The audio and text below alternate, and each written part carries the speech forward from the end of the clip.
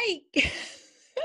Had a little bit caffeine, and so I'm popping in with a little bit more energy. Okay, I'll tone it down a little bit so it's not annoying. But I wanted to talk to you about another angle of a money objection. So when you hear people go, "I don't have the money.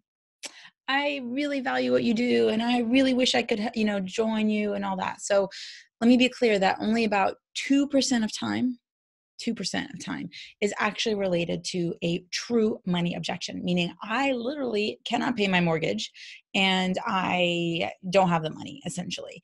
But what do you do with those other 98% of people who the money objection isn't actually really a physical, tangible, monetary objection, but a mindset objection?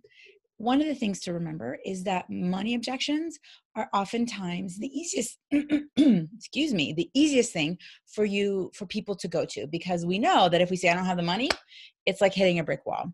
But what if you could remove that objection for someone, even if you've done all the stuff beforehand, but you can help them move past it. So instead of trying to smash through the brick wall like the Hulk, we Bruce Banner it a little bit and we go around the brick wall, right? And there's using our noggin.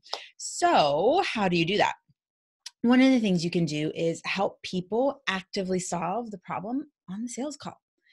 You can show them what it is that people could do in the time frame of working with you. If you are someone who is monetary focused, so there's three results in business. It's either more money, better health, better relationships. So if you're focused on making more money, you can show them how, if they go through your process, they could close X many more clients in a month. And if you're a 90-day program, you could say, this is what you'll close in 90 days, and this is what you could close in a year. And you help them realize what it is what's the opportunity that's on the table for them. If it's health, it's, hey, you could learn the skill sets and all this and all that other good stuff, and you'll lose, what's healthy over 12 weeks, 12 pounds or 10 pounds, something like that, over the course of 12 weeks. And you'll be able to continue this on. And so you'll reach your goal weight. Maybe it's, you want to lose 50 pounds over the course of a year. How amazing is that? And if you want better relationships, the result that relates with that. So you'll be able to talk to people, you'll be able to find the love of your life and XYZ. It's all about showing them what's possible and not just helping them find the money that's now, but helping them tap into that place where they're able to find the money in their desired state. Because once they're connected energetically to that place where things are possible, then their mind shifts from, ooh, no, I can't do this, to how can I do this? Because I really want that thing. I want to reach that goal. And so your mind then connects to your heart, and things become possible, and you start getting into that thinking mode. Now, some of the other things that you can do, which that's my favorite way of helping people tap into being resourceful. But some of the other things you can do is part of what I did, for example, with a challenge that I had where people essentially generated $150,000 in 24 hours. And I'm not talking about there was 150 people in the challenge and they all generated $1. It was a small challenge. It was a group challenge. And this small handful of people generated $150,000 in reduced revenue, meaning I helped them find where they could cut costs. And you're seeing a lot of people, they'll join these dollar trials, or this, $0 for the first month, and then, it's $70 later. Help people understand that $70 over the course of a year adds up. It's not just $70 today, it's $70 over 12 months. And they can reallocate that spent money because they have that subscription towards you in terms of a down payment or in terms of a next payment, those kind of things. So, those are the kind of things that you can help people understand and work through in order to help them overcome those monetary objections. Now, there's also things that you can help people do as it relates to, the lifestyle that they're wanting to achieve. So instead of taking, 1 week off, you could take 2. So that's getting to that desired state. The other way of doing it is, okay, well, you have an upcoming vacation, so maybe we'll do a staycation instead of a luxury cruise this time. And then there's other things like helping them find those hidden sources of income. selling stuff that is laying around. I know that when I've gone out and been like, I'm not using that, I'm not using this, and it all depends on where your client is as it relates to their level of income. But if they're really using a money objection as it relates to being able to afford your services, then help them find the things that they can do to help themselves feel empowered.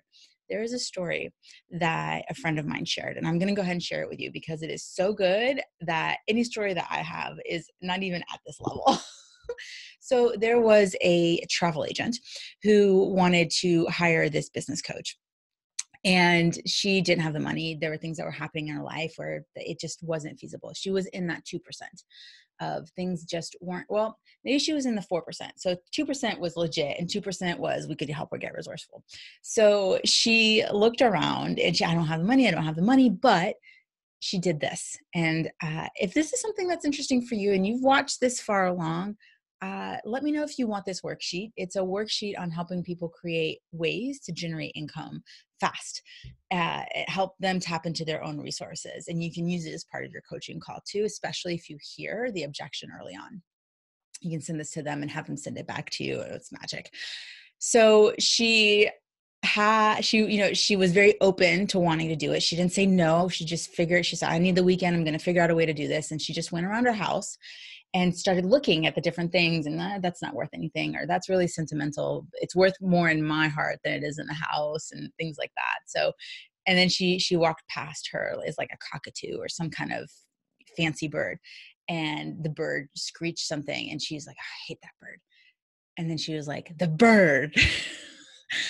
I can sell this bird. I hate this bird. This bird was her ex-husband's or something like that.